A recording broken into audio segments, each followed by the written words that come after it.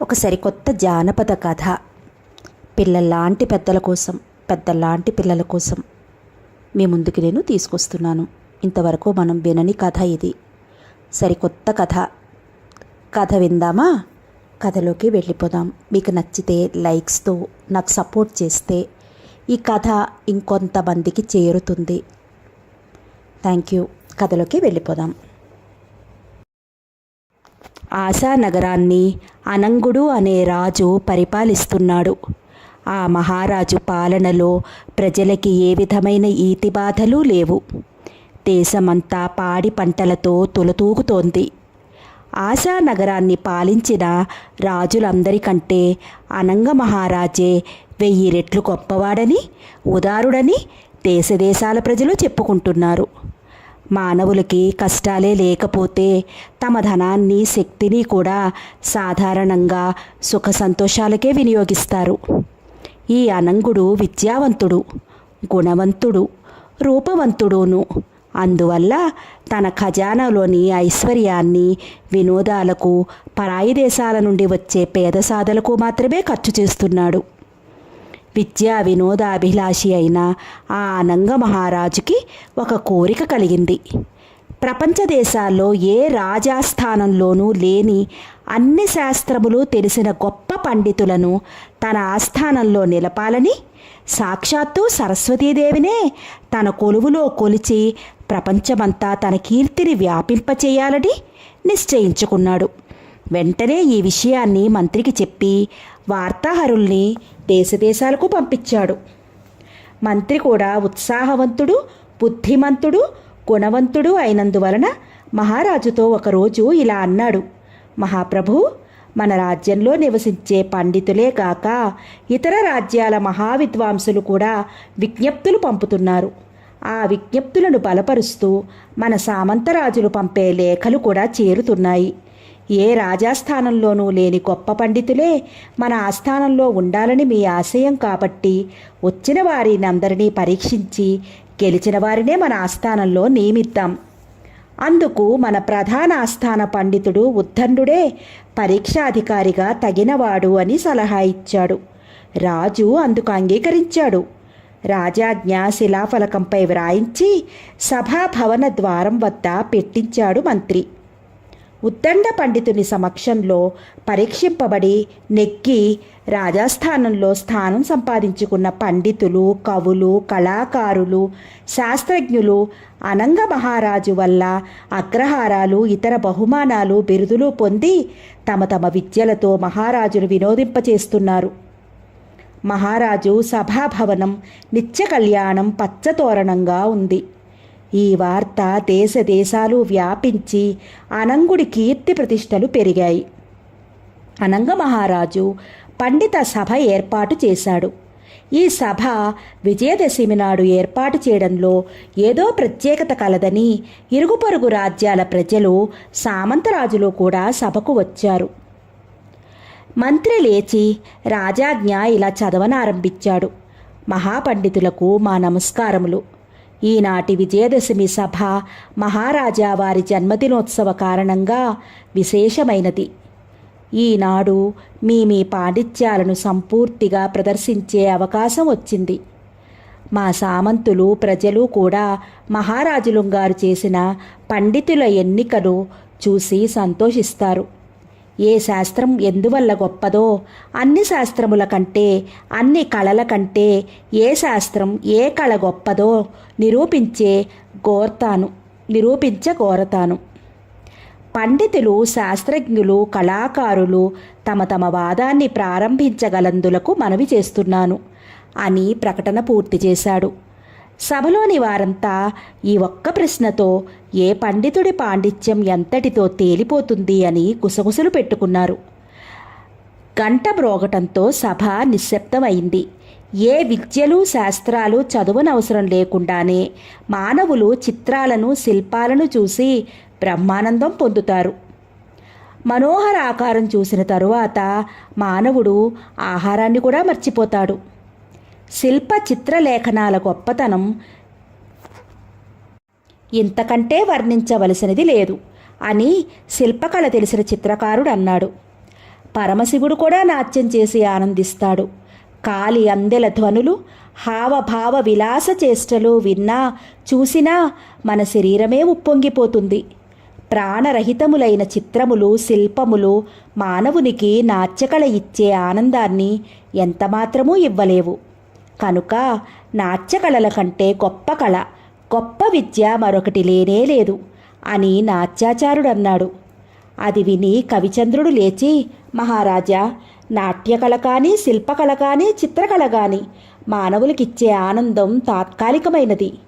శిల్పాలు, చిత్రాలు కదలలేవు. కదిలే నాట్యకత్తే నోటి మాట ఆడదు. అప్పటికప్పుడు సంతోషాన్నిచ్చేవి కళలు కానే కావు. శాశ్వతంగా ఆనందాన్నిచ్చే కవిత్వం కంటే గొప్ప కళ లేనే లేదు. సంగీత శాస్త్రజ్ఞుడు లేచి, మహారాజా, కళ్ళు కలవారు, జ్ఞానం కలవారు మాత్రమే చిత్రలేఖనం, శిల్పం చూడగలరు, కవిత్వాన్ని అర్థం చేసుకోగలరు. అందులు సైతం విని సంతోషించగల కళ, విద్య, సంగీతం ఒక్కటే. సంగీతం వింటే పాములు సైతం నాట్యం చేస్తాయి. కనుక సంగీతం అన్ని కళల కంటే, విద్యల కంటే గొప్పది అని గంభీరంగా పలికాడు. వ్యాకరణ శాస్త్ర పండితుడు గొంతు సవరించుకుని లేచి, మహాప్రభు, కళలు శాస్త్రములతో తొలతూగవు. క్షణకాలం సంతోషాన్నిచ్చి ప్రజలను దుర్వ్యసనాలకు సైతం అలవాటు చేస్తాయి. మానవులని సన్మార్గంలో నిలిపి ఇహలోక సుఖాలకు వసులు కాకుండా చేస్తాయి. శాస్త్రాలు జ్ఞానాన్నిచ్చి మానవుల్ని బుద్ధిమంతులుగా చేయగలిగితే గొప్ప విద్య. వ్యాకరణ శాస్త్రమే లేకపోతే ఈ విద్యలేవి ఉండేవే కావు. అన్ని విద్యలకు మూలమైనది కనుక వ్యాకరణ శాస్త్రమే అన్ని శాస్త్రముల కంటే, కళల కంటే గొప్పది అన్నాడు. ఆ తరువాత తర్కశాస్త్ర పండితుడు శాలువా సవరించుకుని తన వాదాన్ని ఇలా ప్రారంభించాడు. మహామంత్రి, విద్యలెన్నో ఉండవచ్చును, శబ్దములెన్నో ఉండవచ్చును. ప్రపంచంలోని సమస్త వస్తువుల ఆద్యంతాలను తర్కించి సత్యాన్ని నిరూపించేది తర్కశాస్త్రం ఒక్కటే. బుద్ధిని వికసింపచేయని విద్య విద్య కాదు. తర్కశాస్త్రమే శాస్త్రములలో గొప్పది అని గర్జించాడు. వెంటనే ఒక పండితుడు లేచి అందరూ మహారాజును సంబోధిస్తూ వాదించారు. మీరు మంత్రిని ఎందుకు సంబోధించారో సెలవిస్తారా అన్నాడు. అందుకు తర్క పండితుడు, ఇదిగో, తర్కం యొక్క గొప్పతనమే అది. రాజ్యానికి రాజు కంటే మంత్రి ముఖ్యం. మహారాజు వంశపారంపర్యంగా సింహాసనాన్ని ఆక్రమిస్తాడు. ఆయన ఎలాంటివాడైనా తెలివిగల మంత్రే రాజ్యాన్ని సక్రమంగా నడిపిస్తాడు.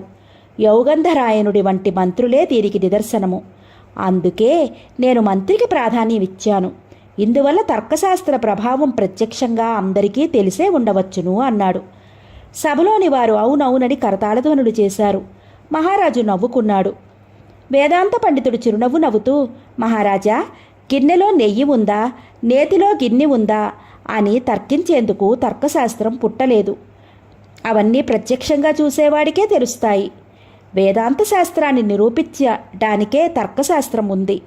తర్కశాస్త్రం చదివి వేదాంతం చదవకపోతే గాడిదై పుడతాడని ఆర్యోక్తి. వాదన ఎప్పుడూ సిద్ధాంతం కాజాలదు. సమస్త ప్రపంచము మాయే అని, అన్నిటికంటే గొప్పవాడైన భగవంతుడు ఒక్కడే నిత్యమైనవాడని జ్ఞానోపదేశం చేసేది వేదాంత శాస్త్రం. ఇది సత్యం అని తన స్థానంలో కూర్చున్నాడు. తర్వాత జ్యోతిష్య శాస్త్రజ్ఞుడు తన వాదాన్ని ఆరంభించాడు. మహారాజా, మానవులు తాము చేసుకున్న కర్మలను అనుసరించే ఈ లోకంలో జన్మించి సుఖదుఖాలను అనుభవిస్తున్నారు. ప్రతి జీవి దుఃఖంలో ఉన్నప్పుడు వ్యాకరణం కానీ, తర్కం కానీ, కళలు కానీ, వేదాంతం కానీ ఏమీ సహాయం చేయలేవు. పాపకర్మల ప్రభావం వలన వచ్చే రోగాలను మందులు మాకులు సైతం నివారించలేవు. ఆశతోనే మానవులు జీవిస్తున్నారు. మానవుని దుఃఖాన్ని పారద్రోలి భవిష్యత్తును తెలియజేసేది జ్యోతిష్యం ఒక్కటే. ఈ శాస్త్రం లేకపోతే మానవుడు మంచిదారిలో ప్రయాణించలేడు. కనుకనే జ్యోతిష్యం భగవంతుని నేత్రమన్నారు ఋషులు అని వాదన ముగించాడు. అది విని వైద్యశాస్త్రజ్ఞుడు ఆవేశంతో లేచి, మహాప్రభు, ఇదంతా ఒట్టి బూటకం. ఆకాశం మీద ఉన్న నక్షత్రాలు, గ్రహాలు భూమి మీద ఉన్న మనల్నేమి చేయగలవు? భూమి పంటలు పండిస్తుంది, ఆహారాన్నిచ్చి మనల్ని పోషిస్తుంది, ఓషధుల్ని పుట్టించి మన రోగాల్ని పోగొడుతుంది. వైద్యశాస్త్రం గొప్పతనం 1000 తలలున్న ఆ ఆదిశోషుడే వర్ణించాలి.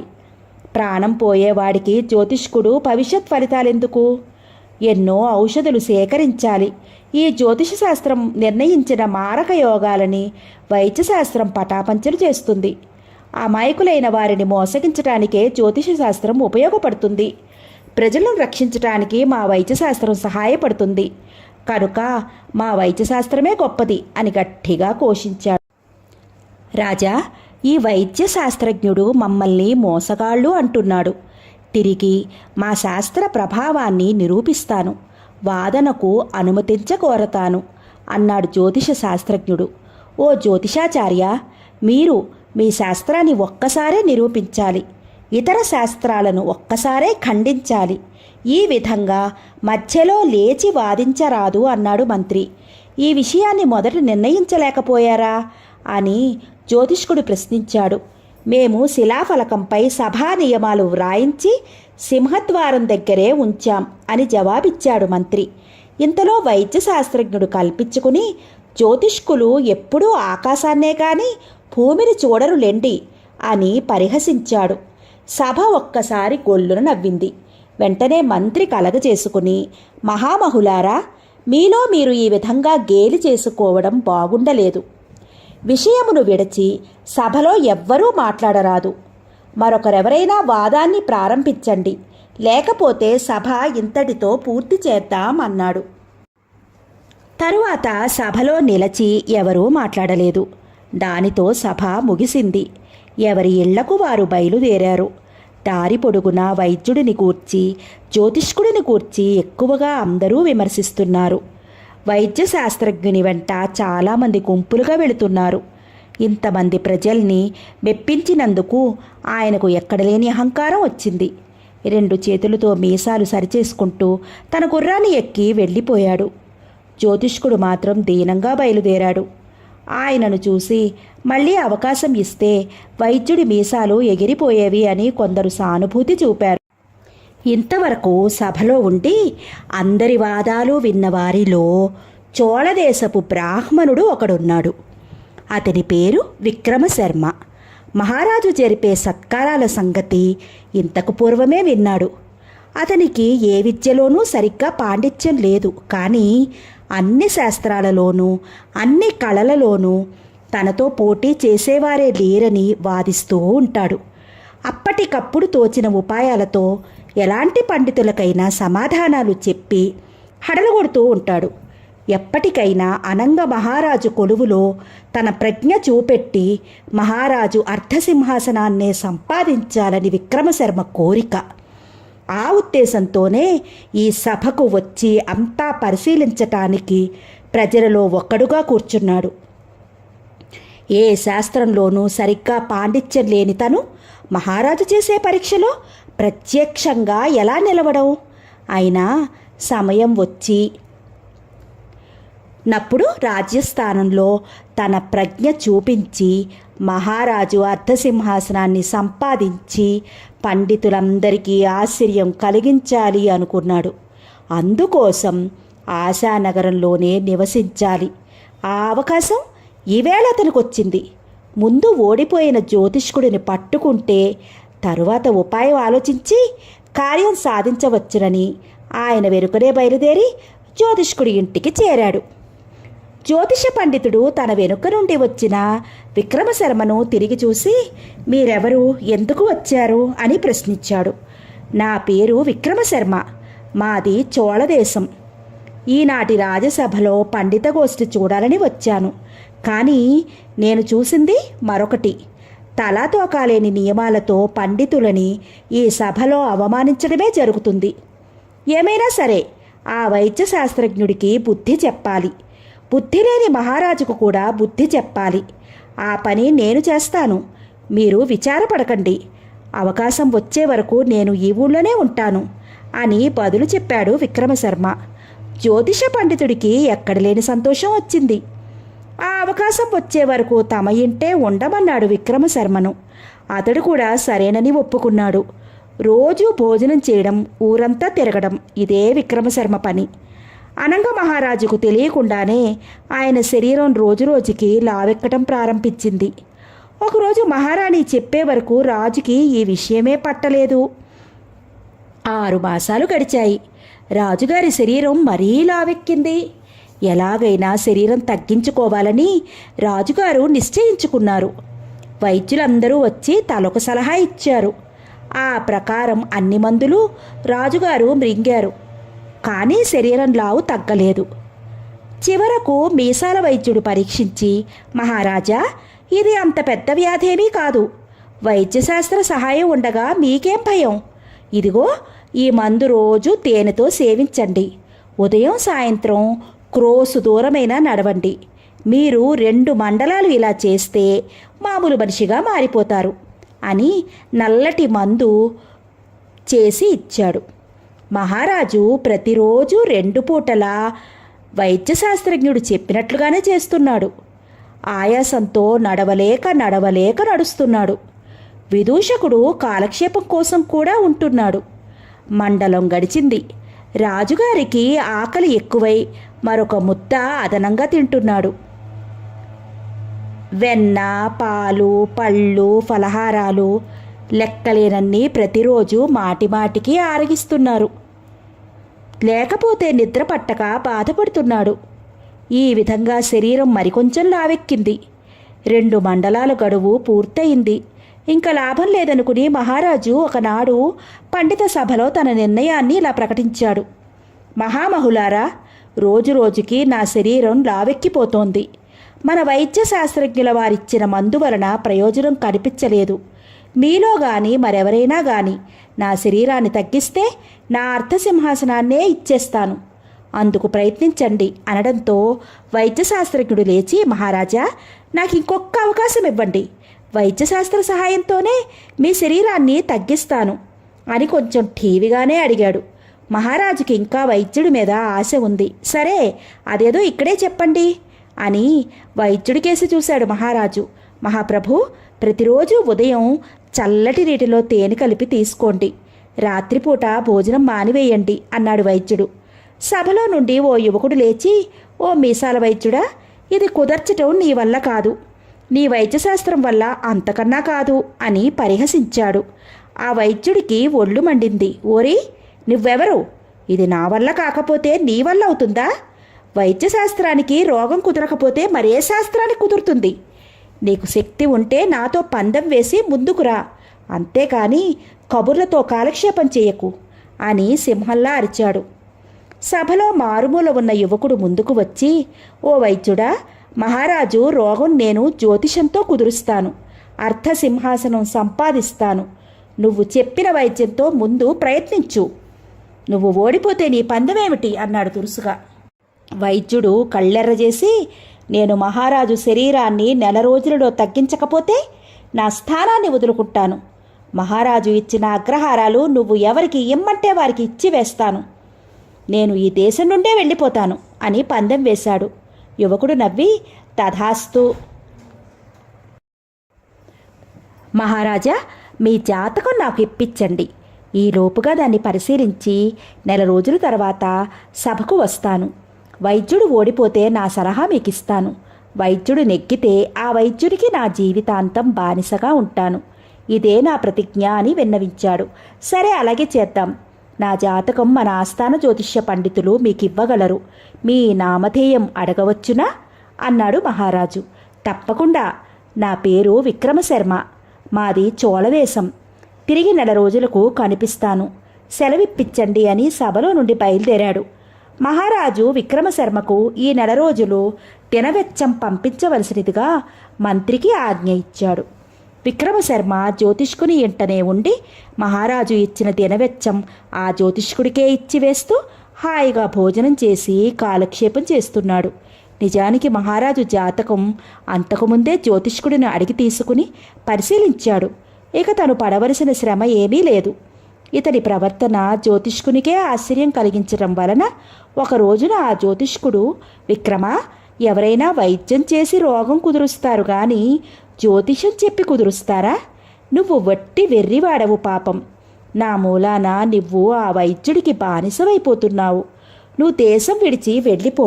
బ్రతికి ఉంటే బలుసాకైనా తినవచ్చు అని విక్రముడితో అన్నాడు.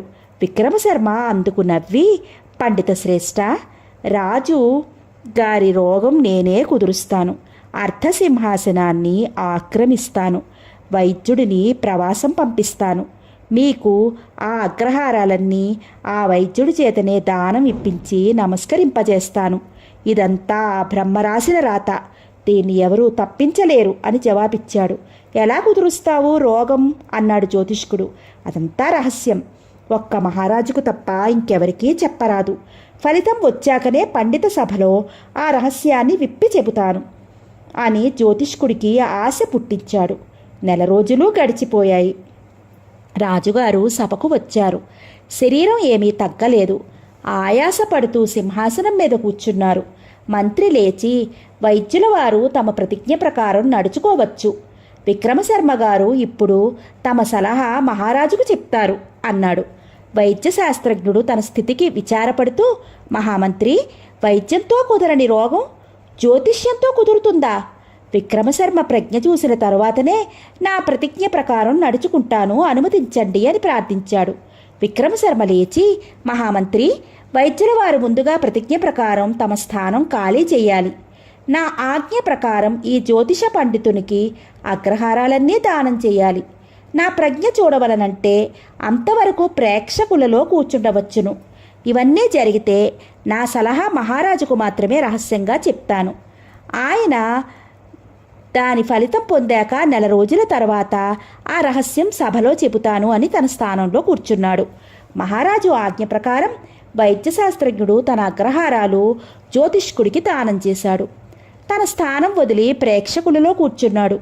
విక్రమశర్మ మహారాజును రహస్య మందిరానికి తీసుకువెళ్ళి, మహారాజా, 4 రోజుల వరకు మీరు ఈ మందిరాన్ని విడవకూడదు. అన్నపానాలు ఇక్కడనే పెట్టి దాసీలు కూడా మీకు కనిపించకుండా తెర వెనుక నుండే వెళ్ళిపోవాలి. మహామంత్రి మహారాణి కూడా 4 రోజుల వరకు ఇక్కడికి రాకూడదు. తరువాత సభలోనే మిమ్మల్ని కలుసుకుంటారు అని ఏదో రహస్యంగా మహారాజు చెవిలో చెప్పి వెళ్ళిపోయాడు. విక్రమశర్మ వెళ్ళిన దగ్గర నుండి మహారాజు అతని నియమాలు పాటిస్తూనే ఉన్నాడు. మనసు మాత్రం ఏమీ బాగుండలేదు. వెర్రి చూపులు చూస్తూ ఉంటాడు. నిద్రలో కలవరించి ఉలిక్కిపడి లేచి పచార్లు చేస్తూ ఉంటాడు. ఎన్ని రుచిగల పదార్థాలు వస్తున్నా నోట ముట్టడు. ఎప్పుడూ దిగులుగా ఉంటాడు. బాగా నీరసించిపోయాడు. మంచం మీద నుండి లేస్తే కళ్ళు తిరుగుతున్నాయి. 4 రోజుల నాటికి మహారాజు బాగా చిక్కిపోయాడు. గడువు తీరిపోయింది. మరునాటి సభకు మహారాజు మెల్లగా నడిచి వచ్చి సింహాసనంలో కూర్చున్నాడు. సభంతా ఆశ్చర్యం, ఆశ్చర్యం అని ప్రతిధ్వనించింది. మంత్రి కూడా విస్తుపోయి శిలాప్రతిభలా నుంచున్నాడు. వైద్యుడు ఏమి చెయ్యాలో తోచక తల వంచుకుని ఆలోచిస్తున్నాడు. మంత్రి ఆలోచనలో నుండి తేరుకుని, వైద్య శాస్త్రజ్ఞుడు ఎక్కడా అని గర్జించాడు. వారు పాతాళలోకం పరిశీలిస్తున్నారు మహామంత్రి అన్నాడు జ్యోతిష్కుడు. సభంతా ఫక్కున నవ్వింది. వైద్య శాస్త్రజ్ఞుడు లేచి, మహామంత్రి, విక్రమశర్మ గారిచ్చిన సలహా విని నేను వెళ్ళిపోతాను, అనుమతించండి అని ప్రాధేయపడ్డాడు. విక్రమశర్మ చిరునవ్వు నవ్వుతూ లేచి సభా మధ్యలోకి వచ్చాడు. సభలోని వారంతా అతని నోట ఏ మహారహస్యం రాబోతోందో అని నిశ్శబ్దంగా ఉండి పరిశీలిస్తున్నారు.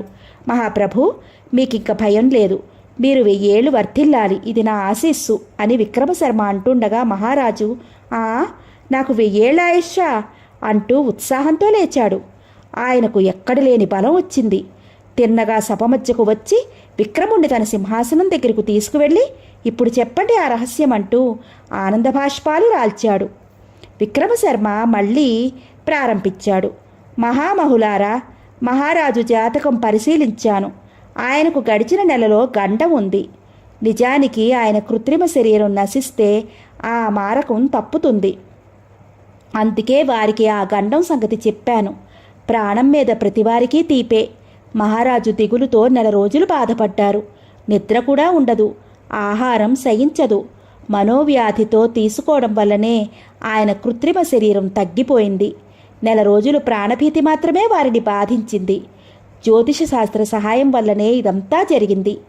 ఎంతటి ఆపదలనైనా ఉపాయంతో తొలగించవచ్చునని మీకు రూఢి చేయగలిగాను.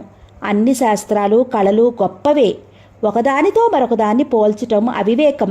ఏది అవసరం వచ్చినప్పుడు అది ఉపయోగపడుతుంది. శాస్త్రాలు ఎంత గొప్పవైనా మానవులు తమ బుద్ధితో కూడా ఆలోచించి ఆ శాస్త్రాలను ఉపయోగపడేటట్లు చేసుకోవాలి. అప్పుడు ప్రతి శాస్త్రం అవసరమే అని సింహాసనంలో మహారాజుతో కలిసి కూర్చున్నాడు. వైద్యుడు మెల్లగా లేచి దారి పట్టాడు. సభలోని వారంతా విక్రమశర్మ ప్రజ్ఞకు, వైద్యుడి గర్వభంగానికే సంతోషించారు. ఆనాటి నుండి విక్రమశర్మ ఆశానగరంలోనే ఉంటూ మహారాజుకు స్నేహితుడై అతని సత్కారాలు గౌరవాలు అనుభవిస్తూ కాలక్షేపం చేస్తున్నాడు. కథ అయిపోయిందండి. చాలా టేస్టీగా ఉంది కదా. మళ్ళీ ఇంకొక మంచి కథతో మీ ముందుకి వస్తాను. Please like, share and subscribe. Thank you.